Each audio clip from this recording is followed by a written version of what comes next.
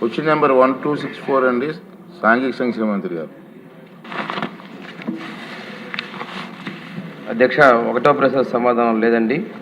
రెండో ప్రశ్న సమాధానం, సాంఘిక సంక్షేమ వసతి గృహాల్లో నివసిస్తున్న బాలికా విద్యార్థుల యొక్క భద్రత మరియు రక్షణ కోసం జిల్లా అధికారులు క్రమం తప్పకుండా తనిఖీలు చేయాలని, రాత్రి సమయాల్లో పోలీసులు గస్తీ చేయాలని, 24 గంటల నిఘా ఉండే విధంగా సీసీటీవీ కెమెరాలు ఏర్పాటు చేయడం జరుగుతుంది అధ్యక్ష. అదేవిధంగా ఎన్జిఓలు మరియు మహిళా సంరక్షణ కార్యదర్శుల ద్వారా ఫిక్స్డ్ డే కౌన్సిలింగ్ కూడా ఏర్పాటు చేయడం జరిగింది అధ్యక్ష.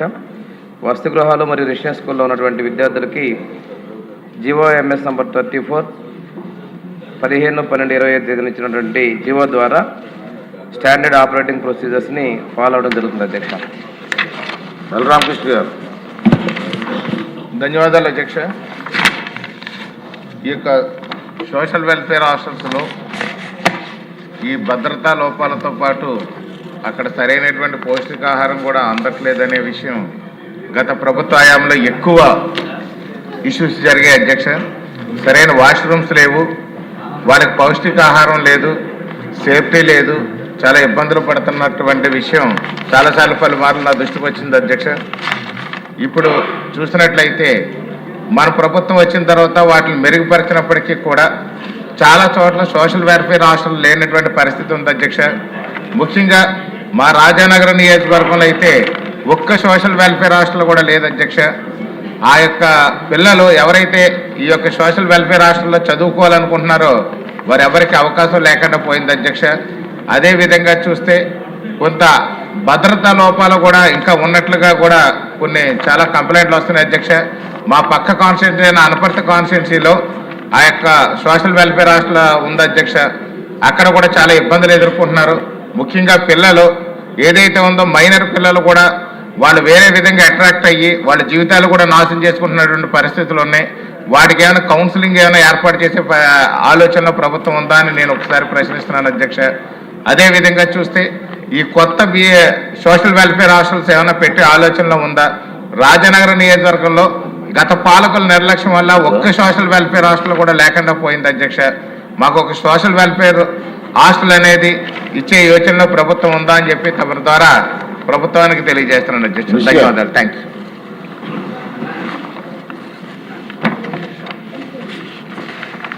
అధ్యక్ష. గౌరవ సభ్యులు చెప్పినట్లు పిల్లల భద్రత కోసం ప్రభుత్వం చర్యలు తీసుకుంటుంది అధ్యక్ష.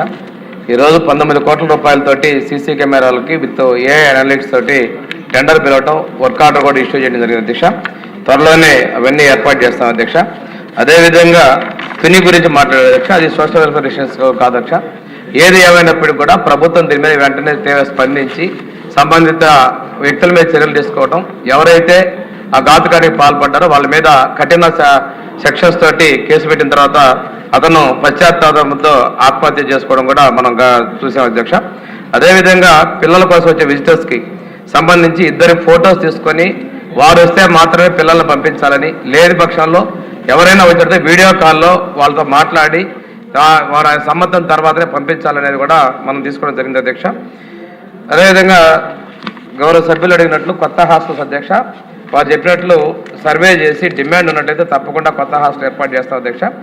మైనర్ స్టూడెంట్స్ విషయంలో ముఖ్యమంత్రి గారు వాళ్ళకు ప్రత్యేకంగా కౌన్సిలింగ్ ఇవ్వాలని చెప్పి నిర్ణయం చేయడం జరిగింది అధ్యక్ష.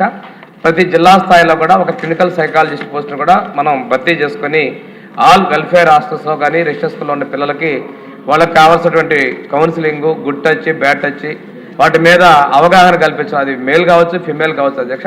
పిల్లలందరిలో కూడా ఇలాంటి అవగాహన ఉండాలనేది ముఖ్యమంత్రి గారు సూచన జరిగింది అధ్యక్ష. ఈ విధంగా చర్యలు తీసుకోబోతున్నాం అధ్యక్ష.